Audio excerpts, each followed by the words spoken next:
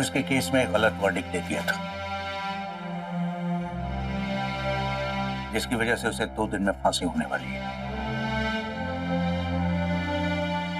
तुम्हें उस फैसले को बदलना है। कुछ भी करो, अपना टैलेंट, अपना स्किल, कुछ भी इस्तेमाल करो, लेकिन तुम्हें उस लड़की को फांसी से बचाना है।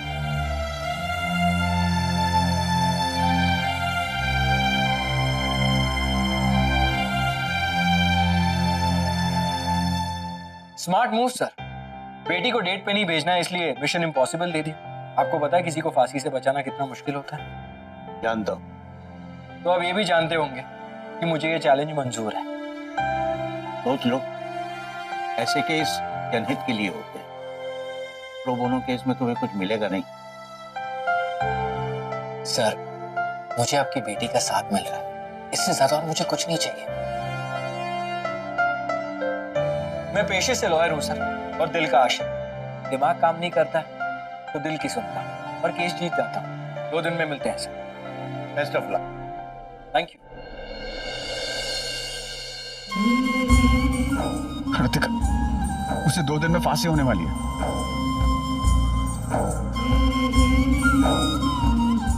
वो मुझसे प्यार नहीं करती थी, पर मैं हमेशा से उससे प्यार करता था। उसने मुझसे झूठ बोला, पर मेरी फीलिंग्स हमेशा सच्ची थी। वो मुझे मरने के लिए छोड़ गई, तो मैं उसे मरने कैसे दे सकता हूँ? बचपन से उसका ख्याल रखता है, तब उसका साथ कैसे छोड़ दूं? 6 महीने से उसे बचाने की कोशिश कर रहा हूँ, बड़े से बड़ा लॉयर हायर किया, पर वो थी कि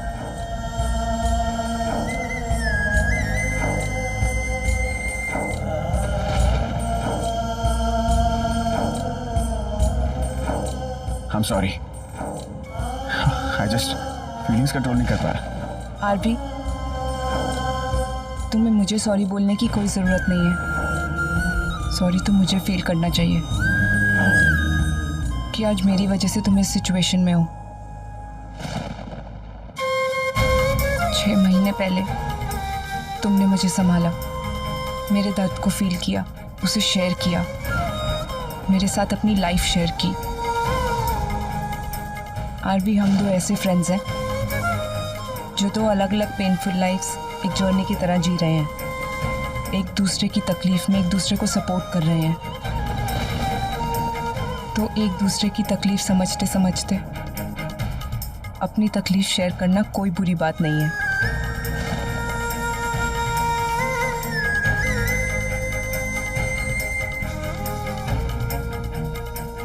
ईशानी बहुत लकी है कि उसे तुम जैसा प्यार करने वाला मिला, लेकिन बहुत नासमझ भी है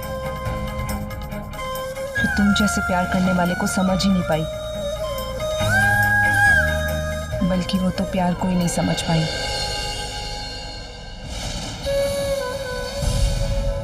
आरवी, बस अब तुम और नहीं रोगे, क्योंकि जब तुम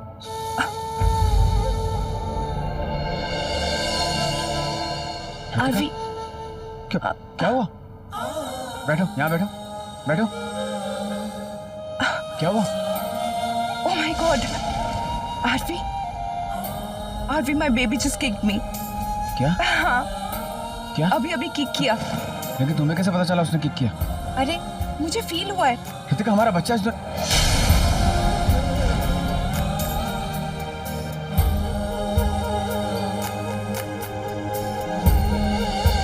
तुम्हारा बच्चा इस दुनिया में आने वाला है।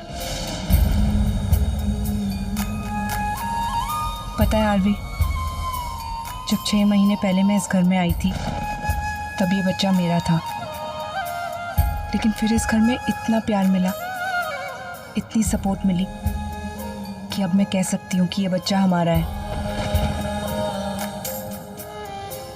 जब सारी तकलीफें साथ में शेयर की हैं तो इस खुशी में भी साथ रहेंगे।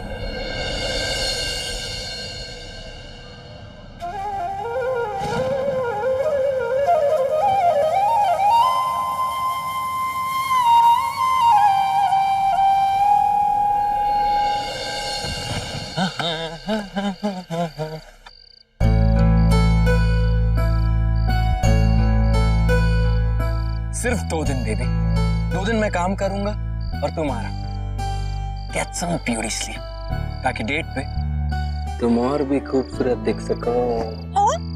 स्टॉप, मैं डैड से मिल कर आती हूँ। Bye bye.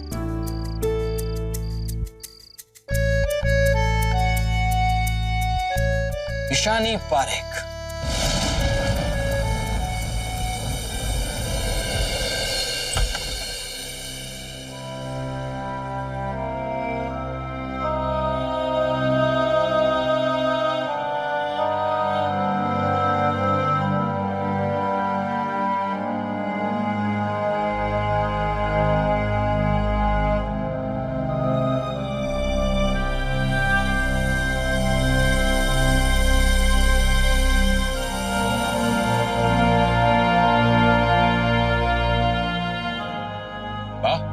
आइए ना। हाँ ये ना बा, ये कहाँ ले आई हमें? अब यही हमारा नया घर है। ये कमरा है या मुर्गी का दड़बा? इससे अच्छे तो हमारे सर्वेंट्स क्वार्टर थे वहाँ। एक छोटे से कमरे में इतने सारे लोग रहेंगे कैसे? बाप अब भी उसी घर के बारे में सोच रहे हो? मरते दम तक सोचूंगी वो मेरा घर है, मेरे बेटे हर्षद ने बनाया है। 6 महीने पहले अगर तू उस अम्बा के सामने झुकती नहीं ना, तो किसी की मजाल थी कि हमें उस घर से निकाल सके। लेकिन तू और तेरी बेटी पैदा ही हुए हैं मुझसे बदला लेने के लिए। एक तो वो तेरी बेटी, उसी की वजह से हम खाना बदोश हो गए, कभी यहाँ कभी वहाँ।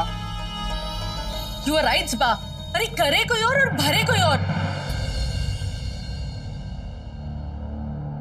Nitesh, you please do something, मेरा तो दम घुट रहा है इस जगह पर। अच्छा हुआ जो मनस दिशा को अपने घर ले गया, वरना इस जगह पे उस पर और उसके बच्चे पर क्या असर पड़ता। मॉडी रे, तुझे कोई और जगह नहीं मिली फाल्गुनी? बा, इतने पैसों में हमें इससे अच्छा और कुछ नहीं मिल सकता। होटल वाला हमें एक्स्ट्रा गद्दे देने वाला है, अब हमें इसी कमरे में जैसे तैसे रहना होगा। अरे लेकिन कब तक? जब तक हम कहीं और रहने का इंतजाम नहीं कर लेते ना, तब तक। और अब सब लोग सुन लो, यही हमारी जिंदगी की सच्चाई है। ईशानी को जो करना था उसने कर लिया, लेकिन अब हमारी लाइफ के लिए हमें ही कुछ करना होगा। क्या मतलब है? खुद ही कुछ करना होगा? अरे जो मेरे कहने पर ईशानी तलाक ले लेती ना, तो आज हमारी ये हालत नहीं होती है, हमजना।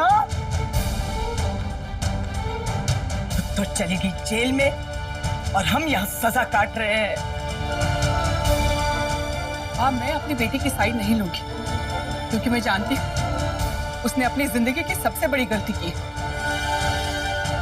गलती क्या, गुनाह किया है, लेकिन अनजाने में किया गया गुनाह जानबूझ के किए गए गुनाह से छोटा होता है।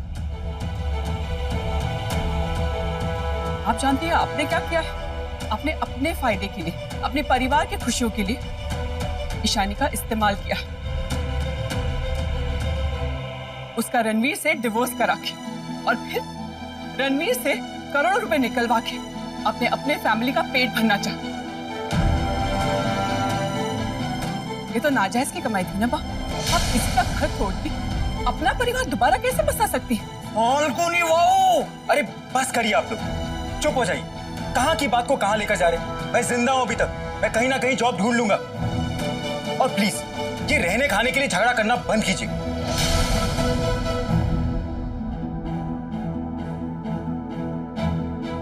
शर्मन, शर्मन मेरी बात सुन। शर्मन, जल्दी ही कहीं और रहने का इंतजाम करना होगा, वरना यहाँ का बिल हर दिन भारी पड़ेगा। Thank you.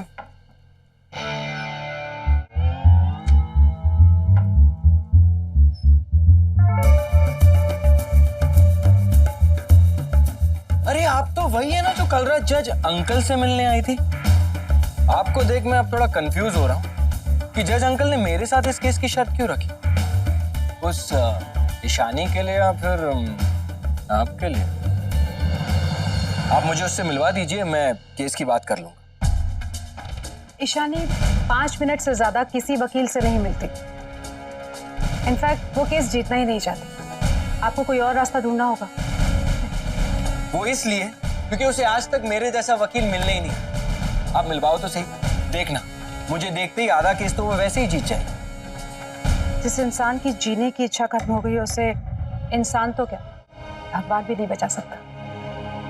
अब समझो उस बूढ़े ने मुझे इस केस के भेजा। अब आ ही गया हूं तो मिलकर ही जाऊंगा। आप मुझे उससे मिलवा दीजिए। ठीक, चले। After you. पुलिस वाले कितने गर्म हो। सुनो, इधर आओ। गेट खोल।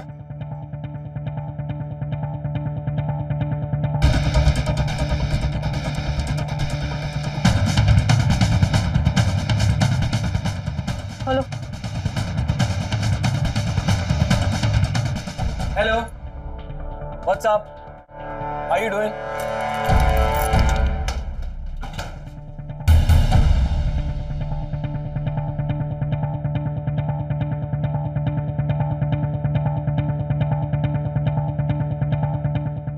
कौन? बाकी लड़कियों का आशिक, पर तुम्हारा मसीहा। तुम्हें बचाने आया।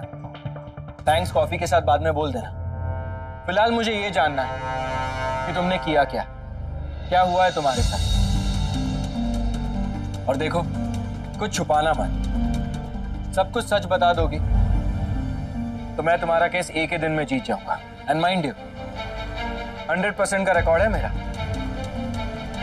तुम मेरे लॉयर हो तो आई एम श्योर ये जानते होंगे कि 2 दिन के अंदर मुझे फांसी होने वाली है और कानून ने मुझे जो सजा दी है मुझे मंजूर है। लेकिन मुझे मंजूर नहीं है। देखो, लाइफ में जीना मरना तो भगवान के हाथ में होता है, लेकिन जो केस मेरे हाथ में आता है उस मुजरिम का मरना सिर्फ मेरे हाथ में होता है। शिखर मेहरा, नाम तो सुना ही होगा। ये मेरा कार्ड है।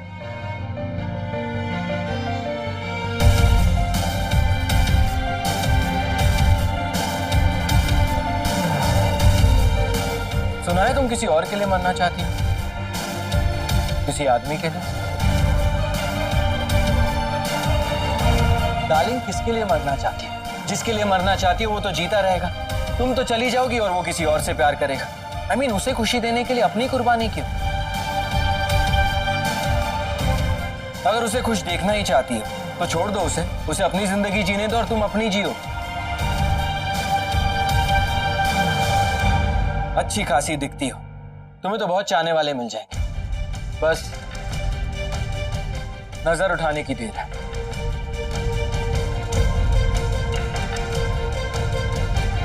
कम ऑन, 21st सेंचुरी में कहां चलता है सब?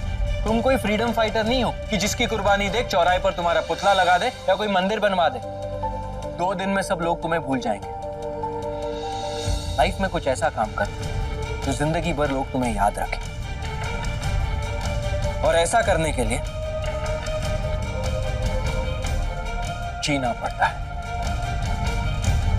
सो कम ऑन, टेल मी, क्या हुआ है तुम्हारे साथ? क्या तुमने सच में उसे मार दिया जिससे तुम प्यार करती थी? I mean, प्यार में लोग जीना चाहते तो तुम क्यों मरना चाहती? क्या तुमने कभी समझा और जाना ही नहीं कि प्यार होता क्या है?